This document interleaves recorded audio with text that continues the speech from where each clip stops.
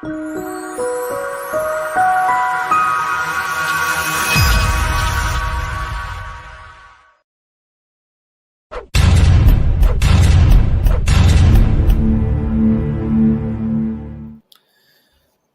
pessoal, sejam bem-vindos a mais uma live aqui no canal Espiritismo Kardec.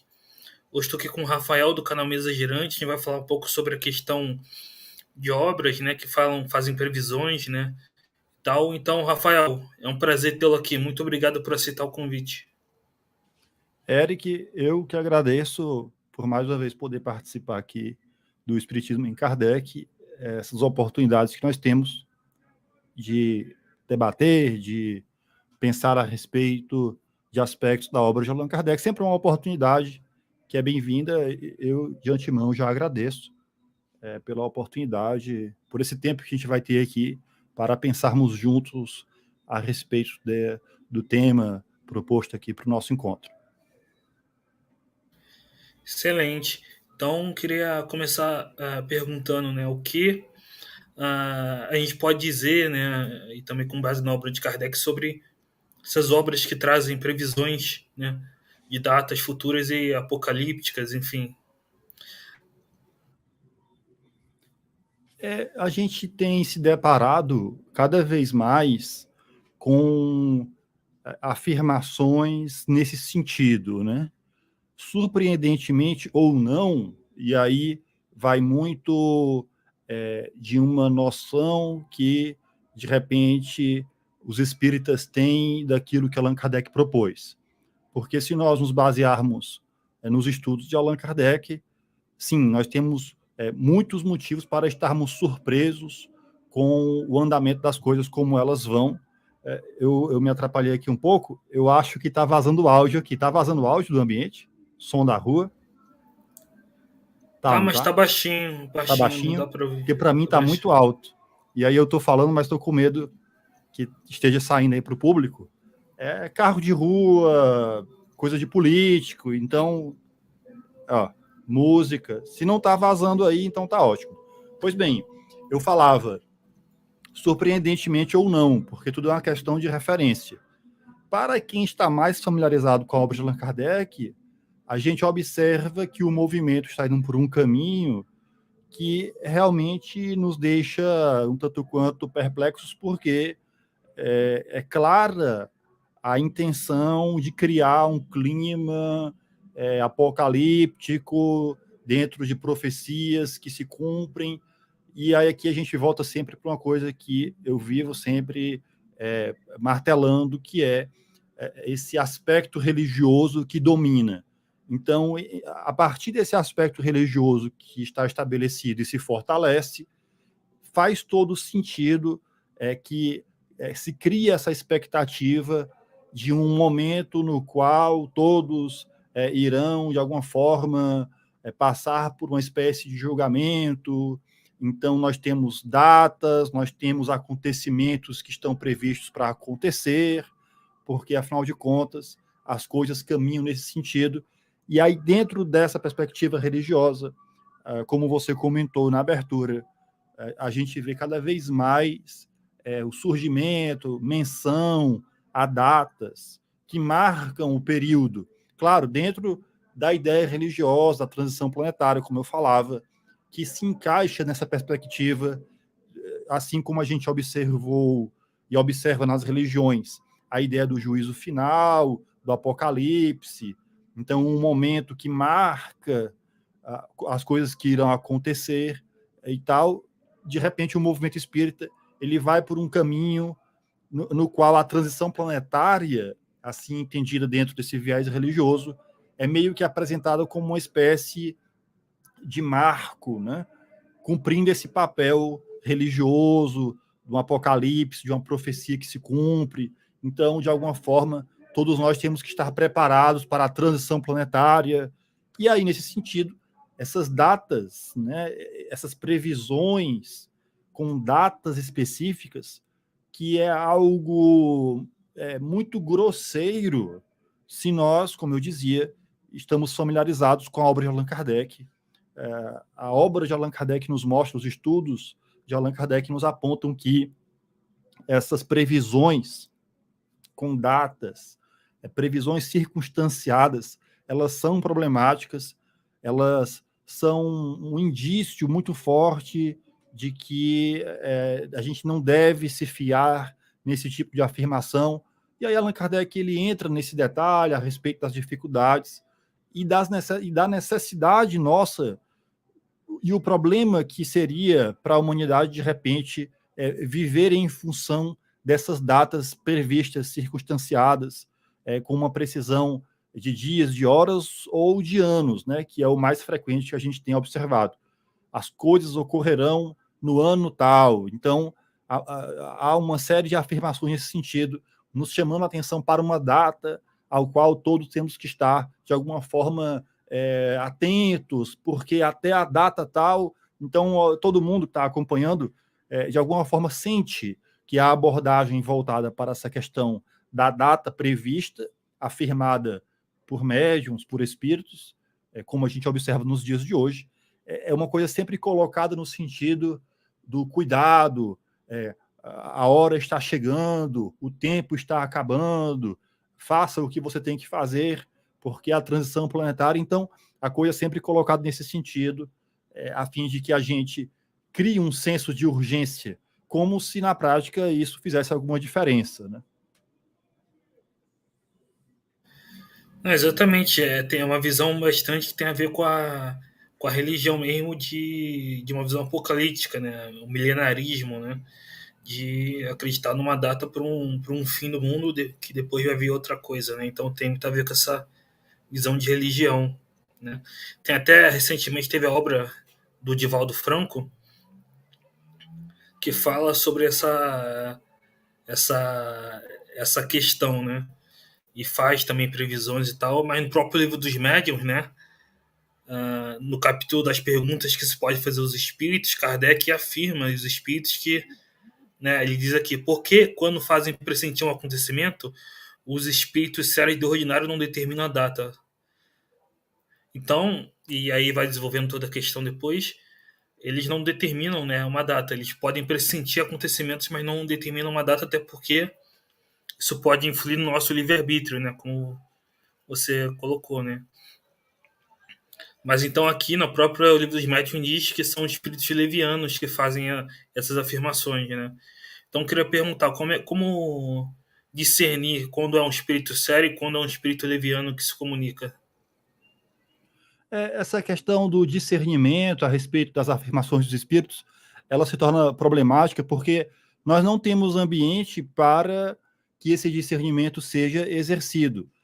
Nós vivemos num ambiente altamente religioso e fechado, de maneira que afirmações dessa natureza, elas são aceitas, porque o que importa, no caso, é o médium, que é o portador da revelação, e a partir daí não há espaço, não há ambiente para qualquer estudo a fim de se compreender a natureza de determinadas afirmações, em função de que elas são colocadas, a fim de que a gente compreenda de que maneira a gente poderia se valer dessas datas, compreendendo um sentido que possa, de fato, colaborar com a nossa transformação moral, mas não há espaço para isso, né? Nós estamos num ambiente muito fechado, pouco arejado, no qual essas afirmações elas vêm à tona e cumprem um papel religioso, e quando a gente coloca essa questão do papel religioso é porque são afirmações colocadas de uma maneira que ninguém pode questionar. Então, quando você me pergunta como nós podemos discernir, a gente tem que levantar tudo o que Allan Kardec nos aponta como sendo a maneira de lidar com os conteúdos espíritas. Então a gente encontra um obstáculo muito grande, porque tudo o que Allan Kardec propôs, na prática, não é seguido. Isso, se a gente pensar a obra de Allan Kardec e o que ele nos exemplifica e nos recomenda a fazer em termos de prática, em termos de desenvolvimento da doutrina espírita, em relação a essas obras que vêm à tona aí. É claro que, para quem estuda a obra de Allan Kardec, na oportunidade que tenha de lidar com comunicações dessa natureza, poderá sim a partir dos estudos que Allan Kardec nos oferece, estudar com os espíritos a fim de compreender até onde essas afirmações elas são verdadeiras. Então, há todo um estudo que pode ser feito, claro, sempre nos deixando com muita reserva em relação a essas afirmações. Algumas afirmações nesse sentido, de repente, podem ter algum sentido, porque os espíritos irão falar de acordo cada qual com a sua capacidade, com a sua elevação. Quando Allan Kardec fala a respeito da teoria da presciência, também em A Gênese, ele vai falar a respeito da capacidade dos espíritos de alguma forma, nos antecipar alguns acontecimentos, quando isso se faz necessário, a depender da capacidade do espírito, do seu grau de progresso, do progresso realizado, que permite o espírito ter uma compreensão mais ampla do conjunto. Em algumas circunstâncias, a depender do que seja o evento, de interesse geral, pequenas revelações focadas com o objetivo podem ser feitas, mas aí é preciso que haja um estudo nesse sentido. O problema é porque nós não estudamos, afirmações vêm à tona e são divulgadas, todas com base apenas na autoridade pessoal do médium, que, como eu dizia, é entendido como sendo uma coisa inquestionável. Então aí nós temos um problema sério, que é a nossa maneira de lidar com esses conteúdos. Se essas afirmações são verdadeiras ou não, nós não temos espaço para esse debate, porque simplesmente a coisa já é entendida como sendo verdadeira, porque, afinal de contas, Divaldo disse, né, aqui, para dar um exemplo. Então, se está na obra do Divaldo, automaticamente a coisa é aceita como verdadeira. Esse não é o ambiente espírita proposto por Allan Kardec. De qualquer maneira, a partir dessas questões do Livro dos Médiuns, a partir do estudo da teoria da presciência que Allan Kardec nos apresenta, afirmações relativas ao futuro, previsões, predições, é assunto para a gente sempre encarar com muita reserva. E a partir dessa reserva, numa prudência que nos dê bastante segurança, a gente pode estudar o que os espíritos estão dizendo, a fim de a gente, de alguma maneira, se assegurar um pouco mais. Mas ainda assim, convém ser muito prudente, porque esse tipo de afirmação é algo que é facilmente explorado, é algo que é facilmente colocado dentro de um viés sensacionalista, religioso ou fanático. Então é preciso ter muita moderação com esse tipo de afirmação, tendo em vista a sua necessidade, a sua utilidade. São coisas que ultimamente a gente não enxerga por aí. De uma maneira geral, a depender de quem seja o médium, e a gente pega aqui o Divaldo como exemplo, porque a obra dele coloca lá uma data e não vai aparecer ninguém. Quando eu digo ninguém, eu digo dentro do movimento espírita brasileiro, as personalidades que são entendidas como sendo estudiosos, os estudiosos do espiritismo.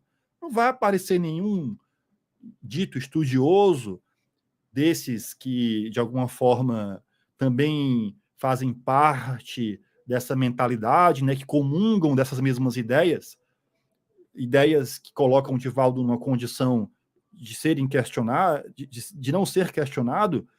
Ninguém vai aparecer para dizer, opa, mas espera aí, Divaldo, aqui na sua obra tem uma data, vem cá, na obra de Allan Kardec, os espíritos falam que essa questão das datas não é uma coisa assim muito interessante. Vamos aqui perguntar para o espírito o que é que ele quis dizer. Sabe, ninguém vai ter assim uma postura um pouco mais reflexiva. Não vai. E se tiver, vejamos, ninguém vai ter a coragem de repente expor, porque sabe-se lá, né? Vai que pega mal. Não, ninguém vai questionar o Divaldo, afinal de contas, o homem com o histórico dele, de caridade, de amor ao próximo.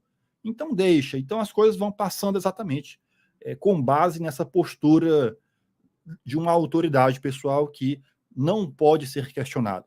Os ditos estudiosos, por mais estudiosos que sejam considerados, ao se depararem com afirmações desse tipo, de repente, até podem identificar o problema, mas por uma questão mesmo de uma mentalidade estabelecida, de uma hegemonia de ideia, ninguém ousará dizer: espera aí, tem alguma coisa aqui que a gente precisa pensar um pouco mais. Não é nem dizer que está errado, é simplesmente levantar a possibilidade da gente pensar um pouco mais a respeito, a fim de entender melhor qual é o sentido daquilo. Coisa que, na verdade, deveria ter sido feita antes da obra ser publicada, né?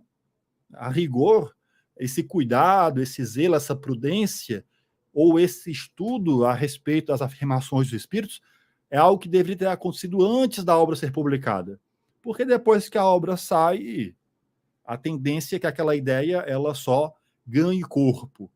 E se a ideia for esdrúxula, a tendência é mais forte ainda, porque uma vez que um disse, e a depender de quem seja esse um, no caso é o Divaldo, ora, se Divaldo na obra dele diz, outro aparecerá dizendo coisa semelhante, e palestrante ali também repetirá, porque tem uma obra do Divaldo embasando. E aí, facilmente a gente observa que a coisa ela tende a extrapolar cada vez mais, porque uma vez que ninguém questiona a coisa na fonte, a tendência dessa bola de neve ela crescer e crescer cada vez mais, uma vez que não há questionamento, uma vez que não há debate, uma vez que não há estudo, as afirmações elas vão ganhando corpo e passam a ser admitidas como verdadeiras, estabelecidas.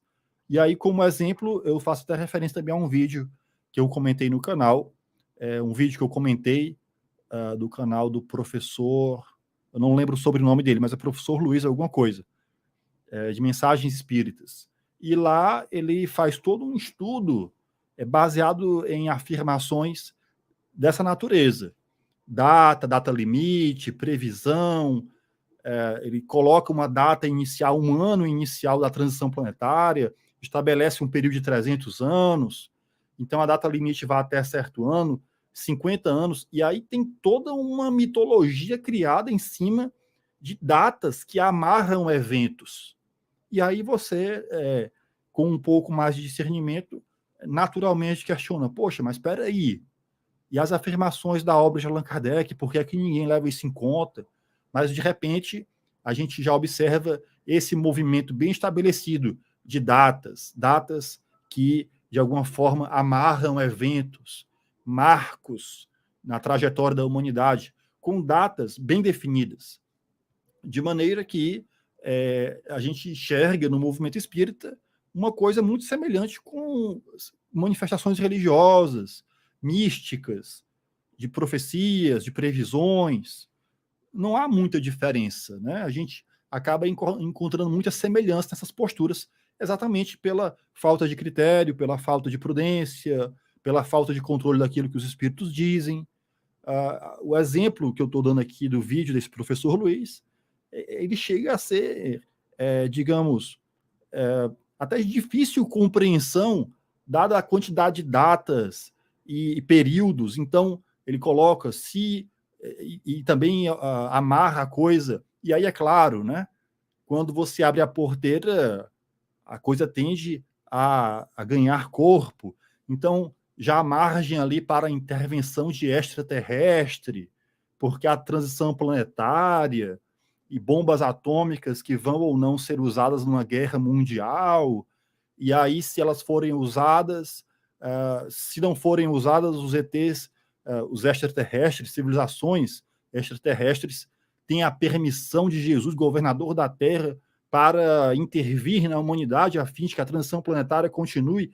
Aí é uma coisa que você começa a olhar com, assim, já não é mais com desconfiança, porque é uma coisa que já passa do ridículo e muito, então você já fica assim sem condições de acompanhar, dada a complexidade da história que se conta, que não tem fundamento algum a não ser algumas afirmações, suposições que um médium fez, que o outro fez e tal, e de repente essas coisas vão ganhando corpo, vão se avolumando, e viram a verdadeira odisseia, com Jesus sendo governador da Terra, intervindo com civilizações extraterrestres, e a data, e a previsão, e as bombas atômicas, e aí, de repente, você tem uma coisa tão grotesca que é difícil você voltar atrás para partir do princípio de que uma data afirmada, de uma previsão circunstanciada não é uma coisa muito segura da gente ficar se baseando,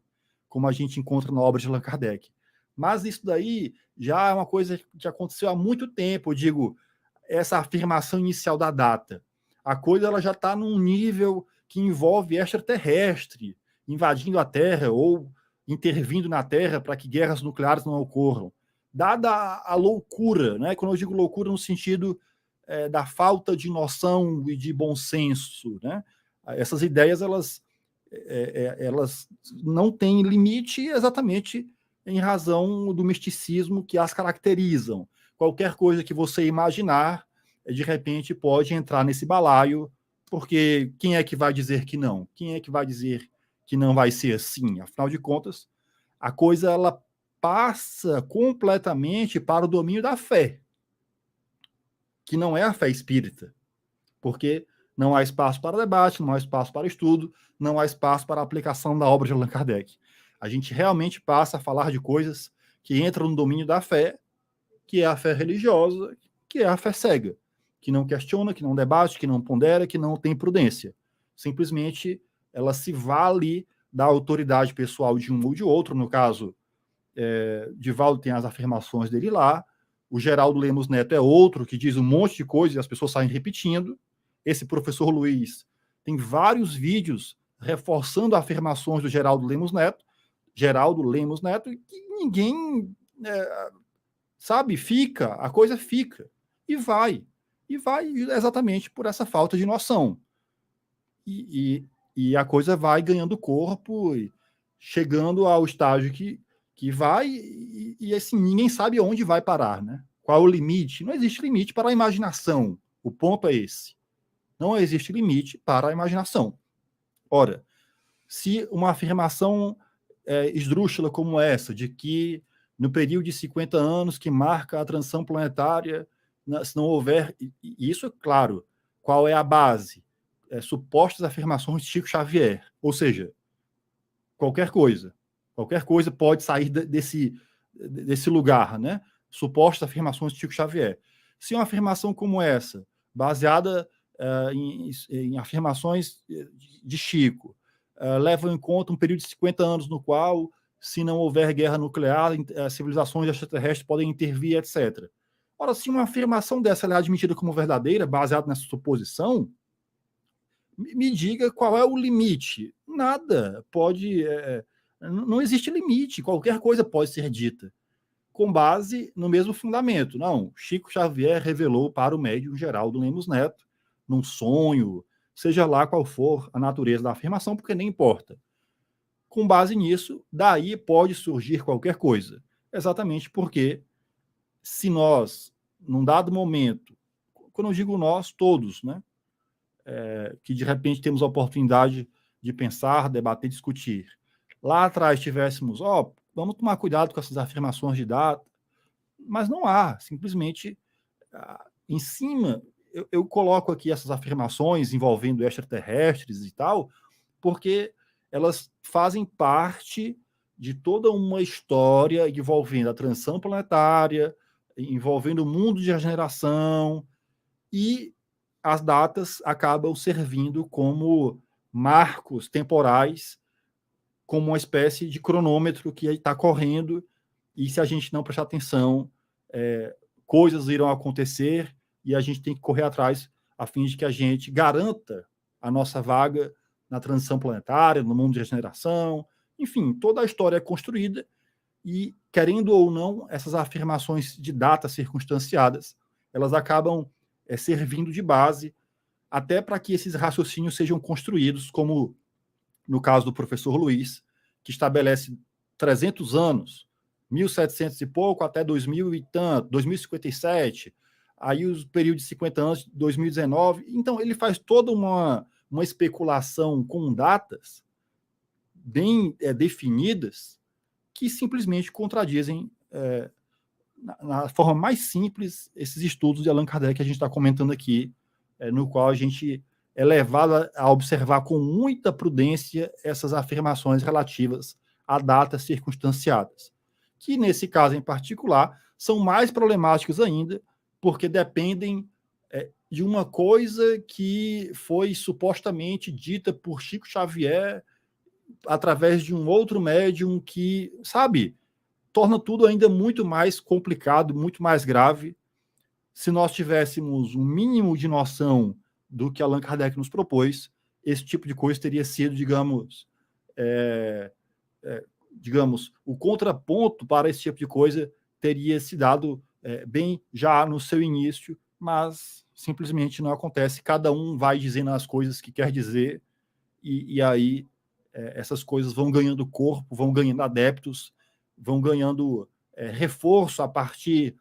Eu volto aqui a chamar a responsabilidade dos estudiosos, porque há muitos estudiosos aí que poderiam se levantar e dizer: espera aí, não é assim, essas afirmações estão equivocadas, elas não têm base, mas simplesmente preferem se omitir, deixando a coisa correr solta. Aí vem um louco como eu, com todo respeito aos loucos, que nem eu ou que nem você, para ficar dizendo que não é assim, mas quem somos nós a não ser dois indivíduos, eu particularmente mais irrelevante. Qual é a força das nossas afirmações diante desse volume de coisas que estão estabelecidas aí, baseadas na autoridade pessoal de indivíduos que são caridosos? Então, o que eu falar aqui talvez não tenha expressão suficiente para se opor a uma coisa estabelecida com a força que tem, exatamente porque quem é você é um questionamento que eu escuto sempre. Quem é você para questionar Divaldo? Você não faz a caridade que ele faz? Então, obviamente, eu não tenho nem, vou me valer de uma expressão bastante utilizada nos dias de hoje, eu não tenho nenhum lugar de fala para, de repente, dizer que não é assim, porque, afinal de contas, eu não faço a caridade que o Divaldo faz. Então, só quem faz a caridade que ele faz, de repente, poderia, talvez, dizer que essas datas têm algo de problemático com essas afirmações de datas circunstanciadas. Eric, eu me estendi, né, aqui comentando. Eu acho que você quer falar também, eu acabei me estendendo. Então, é interessante essa questão, né, que você comentou da idolatria ao médiums, né? Realmente é um problema no movimento espírita, né? Sendo que o próprio livro dos médiums diz que não há médium perfeito, né?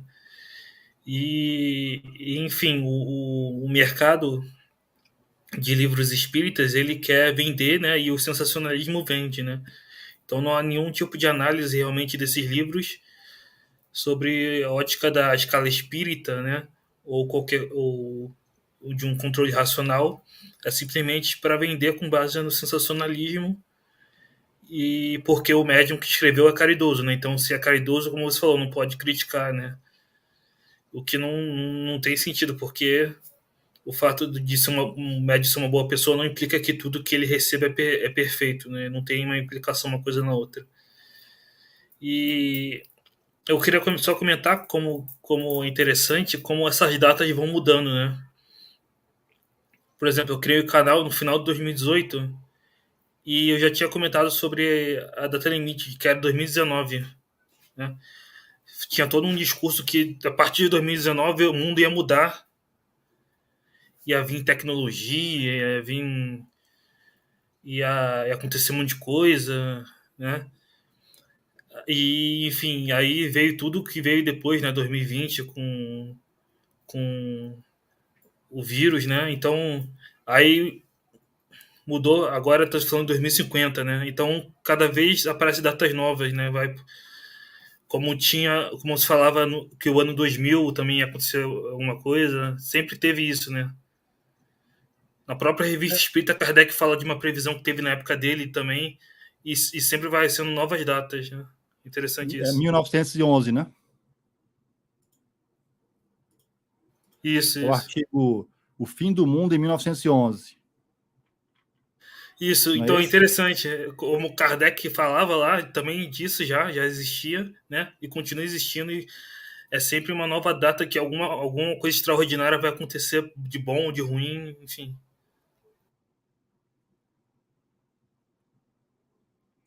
E quando a data chegar, essas novas datas de 2050, não vai acontecer nada do que estão dizendo. Aí quando chegar lá, vão dizer: não, mas espera aí, Isso é, né? Daqui para 2050 tem muito chão. Então, se por acaso chegar lá e vai dizer, e aí? Não, mas não é assim, tem que entender. Aí você vai desdobrar a coisa com a outra afirmação qualquer, porque vejamos, né? E aí a gente tem que se perguntar qual é o sentido disso, né? O que é que a gente quer com isso, né? Sério, eu fico pensando se há alguma motivação. Eu até acho que sim, de repente, dentro dessa visão religiosa, eu acho que a motivação ela meio que quer resgatar dentro do pensamento religioso essa ideia de que como o Apocalipse, né, representa para se você pegar os católicos, os evangélicos, eles entendem o Apocalipse como sendo o momento, aquele momento definitivo. Se eu tiver aqui um lapso de boa vontade para considerar essas afirmações, a gente pode considerar de repente que esses espíritas sem noção, né, do que Allan Kardec propôs, de repente ficam estabelecendo esses elementos com esse objetivo de fazer com que os espíritas fiquem atentos ou então busquem o quanto antes se melhorar, porque a data limite, no caso da transição planetária, está chegando. Então, o evento da transição planetária acaba sendo apresentado como sendo o apocalipse espírita, né? Assim, claro, não tem a mesma definição, mas para efeito de tempo que está passando, cumpre o papel.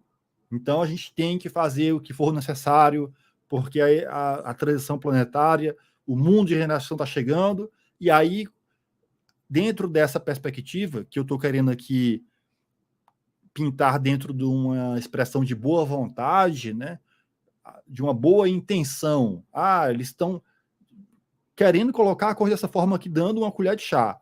Não, talvez seja para fazer com que nós, espíritas, tenhamos um senso de urgência, porque o mundo de regeneração está chegando. Então a gente tem que correr contra o tempo para fazer o que for necessário antes de que a coisa não tenha mais volta, né? Vamos dar aqui essa colher de chá. Aí, com base nessa motivação, pensando, digamos, num estímulo para que as pessoas se melhorem, o que há aí, no fundo, é uma ameaça velada, né? Como quem diz, o tempo está acabando, a data está chegando. Quando a data chegar, o mundo vai mudar e você vai ser escorraçado daqui para um mundo pior. Então, há uma ameaça velada que caracteriza o pensamento religioso. Faça o que você tem que fazer, melhore-se, no caso, né?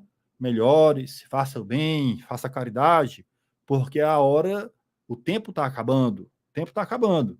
Então, você tem que correr atrás, porque quando a hora chegar, o mundo de regeneração vai vir e aí você vai ser levado para um mundo muito pior. O sentido é esse da ameaça. Por mais que a gente queira dar essa colher de chá no sentido de uma certa boa intenção, no fundo essa boa intenção ela guarda uma ameaça.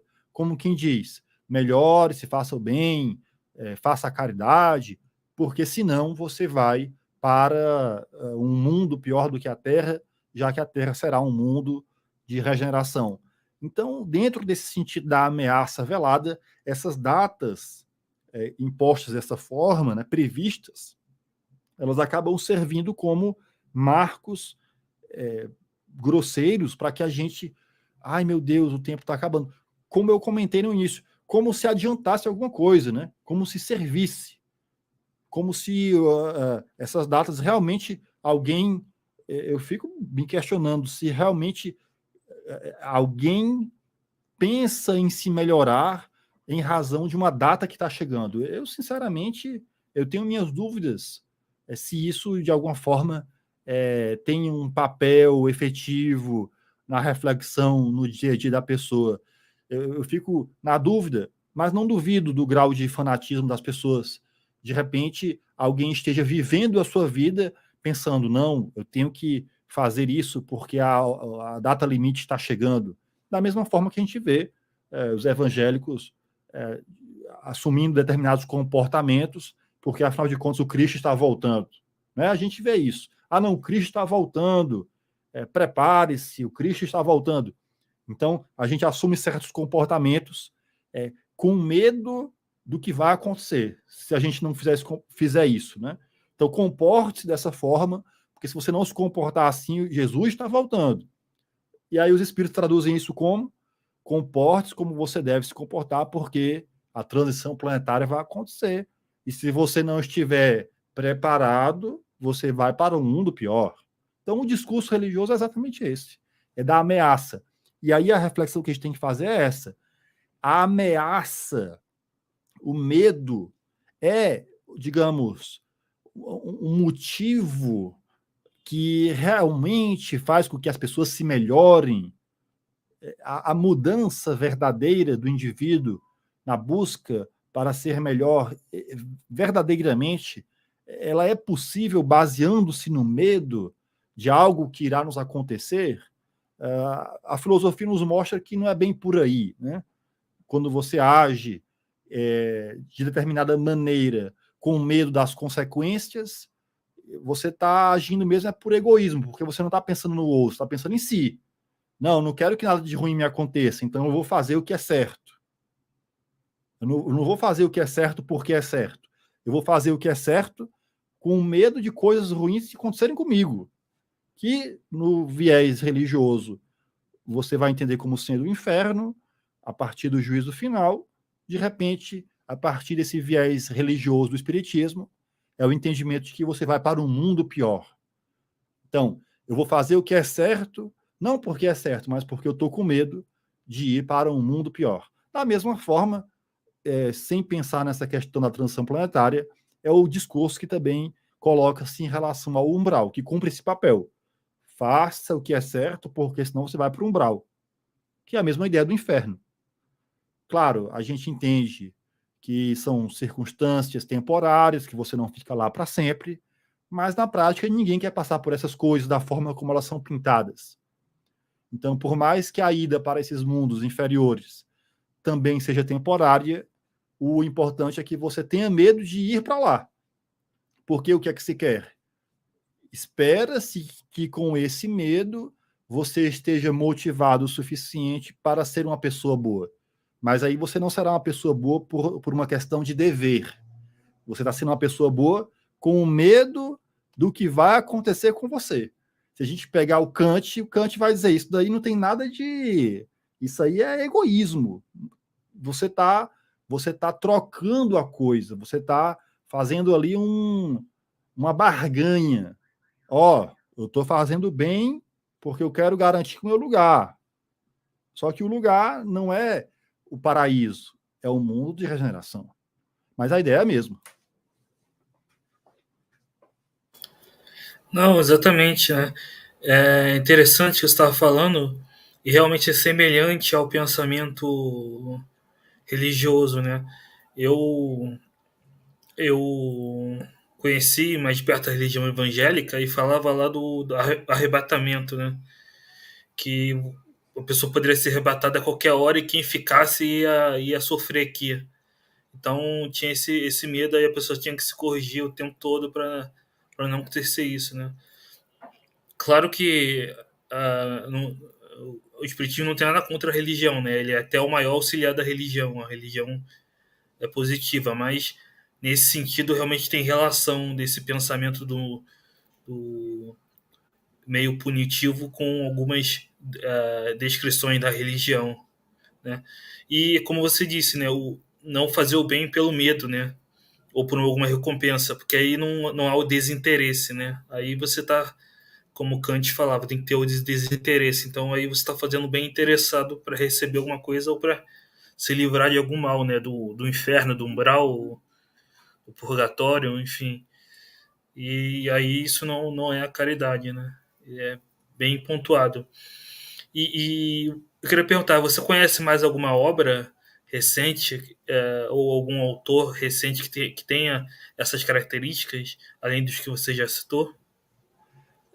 Para ser sincero, não, viu, Eric? Assim, eu ouvi falar dessa obra, né, do Rumo ao Mundo de Regeneração, e dessas afirmações, assim, do Geraldo Lemos Neto, né, que baseia-se nessas supostas confissões de Chico Xavier, assim, que eu tenho conhecimento de maior expressão, por aí, né? Esses dois médiums tomam a dianteira quando se fala de datas, de previsões de datas, que é mais ou menos girando ali em torno do ano 2050, né? Agora, ninguém irá se surpreender se outros médiums de repente surgirem com coisas parecidas, né? Como nós falávamos no início. Se Divaldo está escrevendo no livro dele, de repente eu também posso dar a minha contribuição, né? Afirmando coisas parecidas.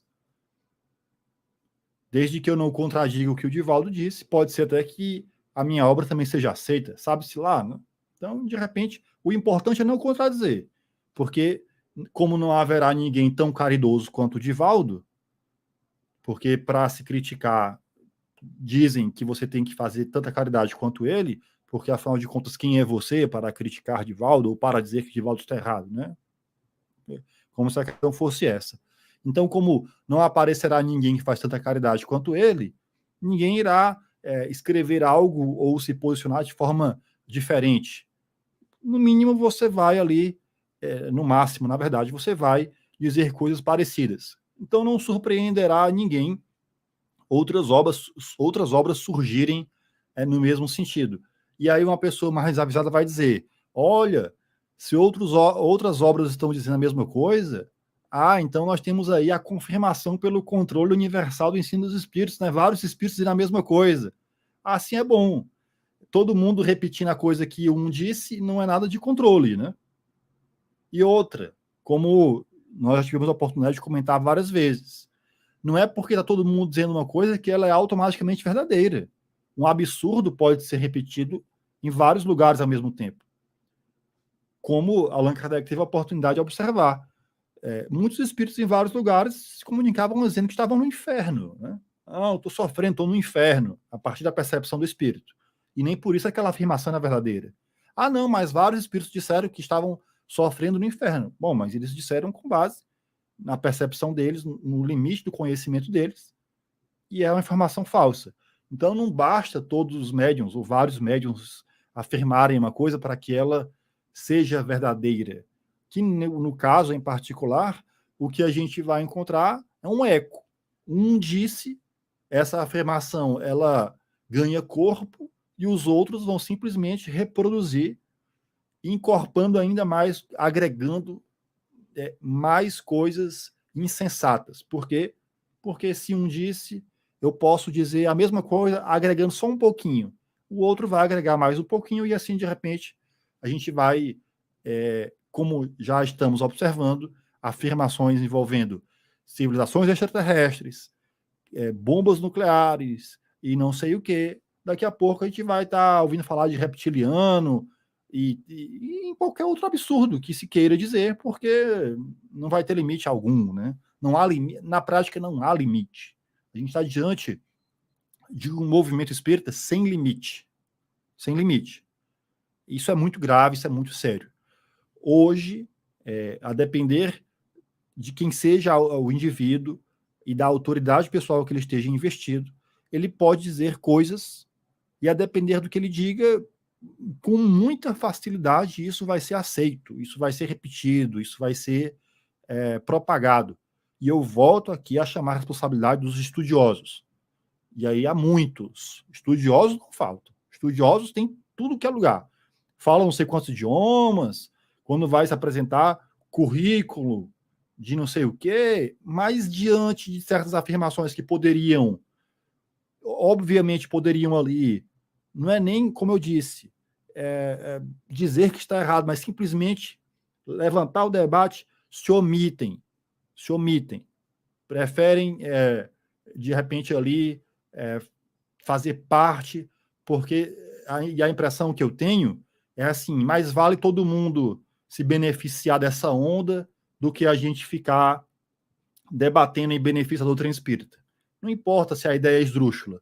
o que importa é que todo mundo ganha no final das contas, porque eu apareço como estudioso e apareço lá do lado do médium, que também é super respeitado. Ele ganha, eu ganho, todo mundo ganha prestígio. Se a doutrina espírita vai perder, não importa. O que importa é que todo mundo se beneficia dessa coisa que se cria em torno dessa aura, da coisa que se estabelece e que ninguém ousa debater, criticar, discutir, porque isso pega mal, isso é mal visto. Não vamos causar má impressão. Se a doutrina espírita sai distorcida, o que importa é a gente pousar bem, todo mundo aparecer bem, com harmonia, com equilíbrio, e se a doutrina espírita sai prejudicada, aí o problema é de Allan Kardec. Isso aí a gente não vai criar caso. Deixa a coisa. Mas fulano, não, deixa. Aí esse deixa tá nos levando pelo caminho que a gente está vendo aí, né? Não, o que você falou bem interessante, né? Muita gente usa esse argumento, não, muitos livros dizem isso, né? E até confundem isso com controle universal, né? E não é isso, o controle universal tinha que ter razão antes, né? E os médios não tinham que se conhecer entre si, né? Então não é simplesmente quantidade que vai falar o que é verdade, né? Isso é uma falácia. E, enfim, realmente, hoje em dia, acho que o principal que tem falado isso, né, o Divaldo com esse livro, o Geraldo Lemos, né, o Eduardo Sabag, também é desse estilo de afirmações sensacionalistas, né, e vai se criando cada vez mais médiums e, enfim, vira uma indústria do sensacionalismo, né? Todo mundo ganha, né? E todo mundo ganha no final, né? No final todo mundo ganha. Se de repente a gente estabelece um debate no qual a gente aponta, discute, de forma ponderada, sabe? Eu não estou aqui querendo colocar os palestrantes, os estudiosos, dentro da cúpula do trovão e todo mundo sair se degladiando até a morte, não. Não é isso que eu estou propondo. Não é isso que a gente vai encontrar na obra de Allan Kardec. Não estou propondo um atrito agressivo no qual é preciso enfiar o dedo na ferida. Não. O que eu estou levantando, baseado no que a gente vê Allan Kardec fazer, ou melhor, no que ele fazia, mas a gente encontra ainda hoje na obra dele, o que eu estou colocando é simplesmente o diálogo, o debate aberto, franco, no qual todos nós partimos do princípio de que nós não somos os donos da verdade, de que nós estamos em busca da verdade, de que todos nós estamos sujeitos a erros. Olha a humildade, né? Somos todos sujeitos a erro, ninguém é infalível, todo mundo parte desse princípio, de que todo mundo está aberto ao aprendizado e que, eventualmente, a gente pode, estudando todos juntos, num debate, estabelecer pontos de vista divergentes, apontando aquilo que, de repente, mereça da nossa parte uma análise mais atenciosa, sabe? Não é nada que transforme o movimento espírita numa arena caótica. Claro que não.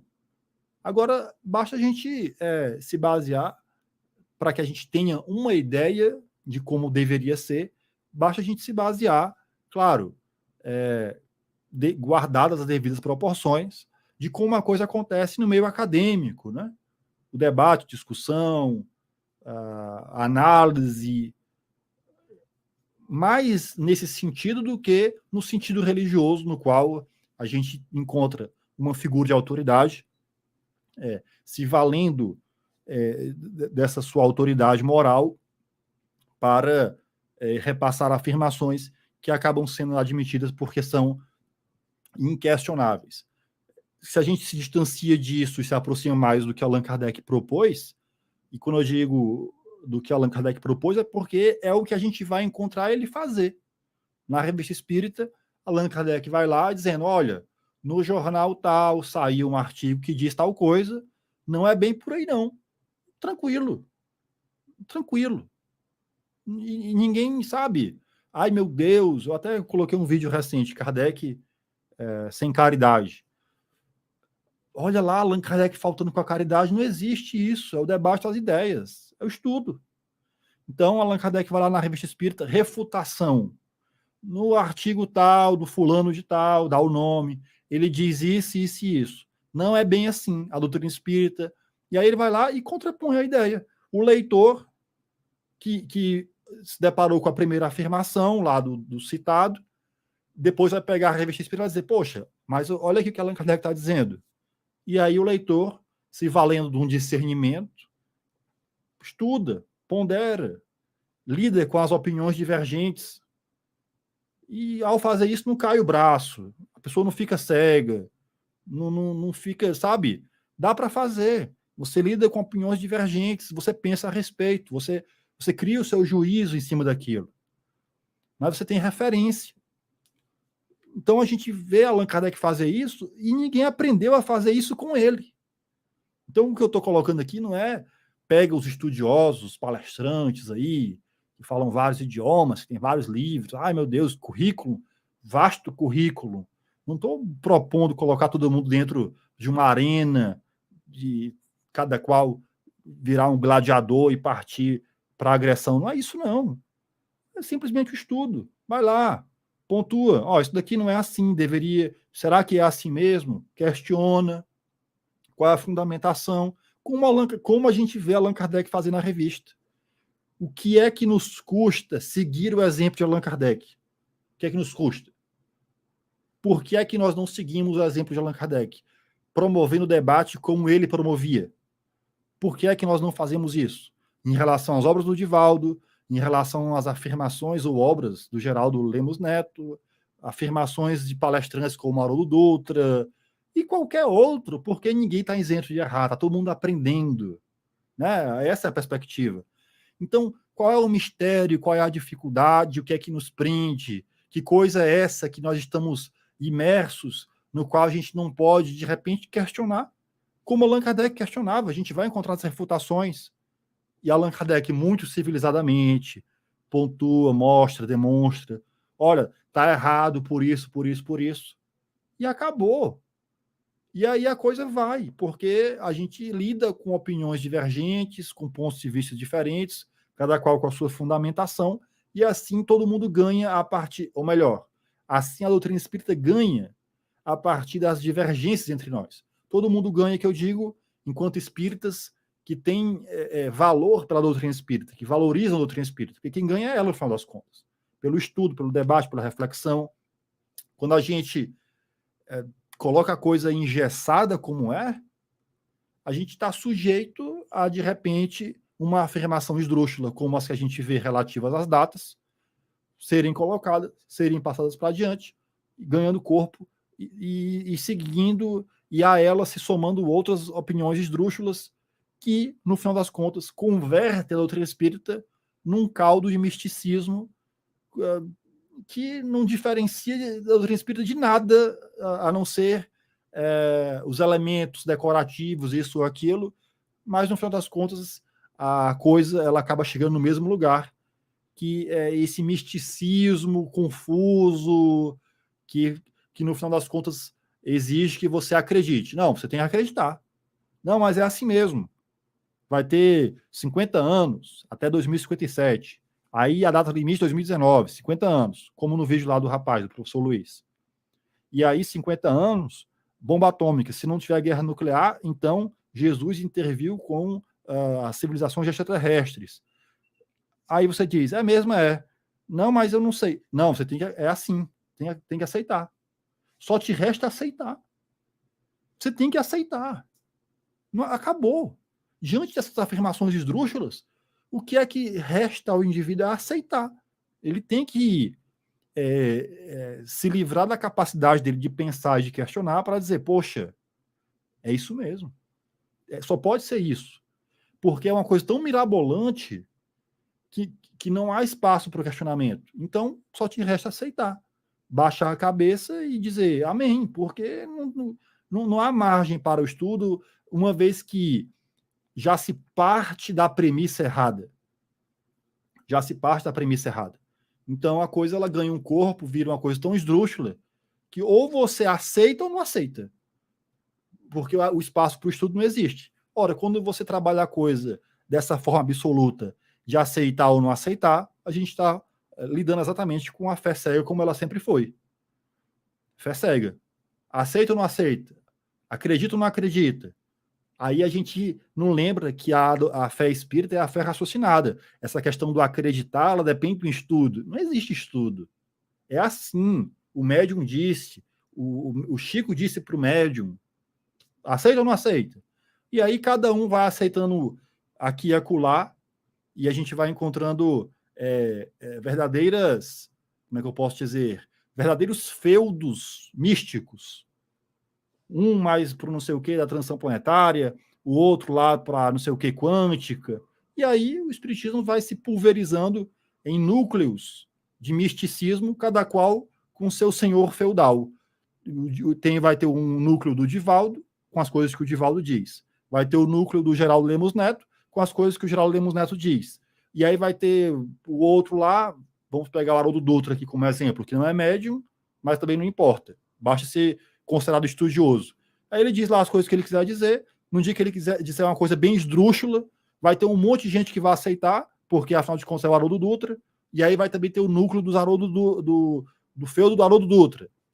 E aí o doutrina espírita vai virando, ou o movimento espírita, vai se tornar um conjunto de feudos místicos, onde a margem para coisas esdrúxulas sejam ditas e vão sendo ditas e repetidas e fortalecidas, porque vai ter ali aquele punhado de gente que vai aceitar mesmo, afinal de contas é a pessoa que diz, seja o Haroldo, seja o Geraldo, seja o Divaldo, seja lá quem for, e aí a gente vai encontrar aí vários feudos, cada qual com seu núcleo de ideias próprias, que não passam por nenhum controle, que não passam por nenhum estudo, que passam longe daquilo que Allan Kardec propôs. A questão é essa. As pessoas podem acreditar no que elas quiserem, mas a gente está aqui colocando as ideias espíritas baseadas naquilo que Allan Kardec propôs. Que o indivíduo queira acreditar nas bombas atômicas, na Lua, com a intervenção dos extraterrestres, no qual Jesus é o governador da Terra, e é livre para acreditar no que quiser. Agora, a gente está debatendo a doutrina espírita e a referência é Allan Kardec. Diante do que Allan Kardec nos propôs, afirmações esdrúxulas como essas, elas acabam encontrando grande resistência pela maneira de Allan Kardec de fazer as coisas. É por isso que a gente traz isso para debate. Mas, no final das contas, todo mundo é livre para acreditar no que quiser. Agora, da mesma forma que todos são livres para acreditar no que bem entendem, nós somos livres para, enquanto indivíduos que têm uma certa admiração pelo que Allan Kardec propôs, nós também nos sentimos à vontade para dizer, bom, se a gente passar isso daí pelo filtro de Allan Kardec, esse filtro vai peneirar muito desses absurdos. A questão é essa. Exato, Kardec, o estudo de Kardec resolve, né? E peneira essa questão. Mas enfim, a gente fez 50 minutos, né? Eu queria agradecer, foi realmente excelente, né? E queria realmente agradecer, foi muito bom, obrigado. Então nós estamos encerrando. Eu que agradeço a oportunidade. E aí eu citei Geraldo Lemos Neto, citei Haroldo Dutra, Divaldo, né? Nós citamos. Eu quero dizer para vocês, caso vocês estejam vendo esse vídeo, que a responsabilidade dessas afirmações são todas do Eric Pacheco. Então, vocês, qualquer coisa, qualquer reclamação, reclamem com o Eric, eu estou aqui como convidado. Tudo que foi dito aqui é a responsabilidade do Eric. O canal Espiritismo em Kardec, certo?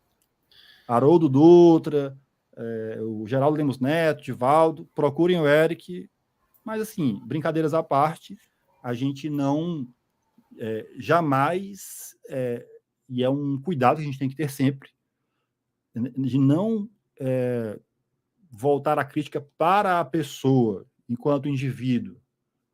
Nós estamos discutindo as ideias espíritas.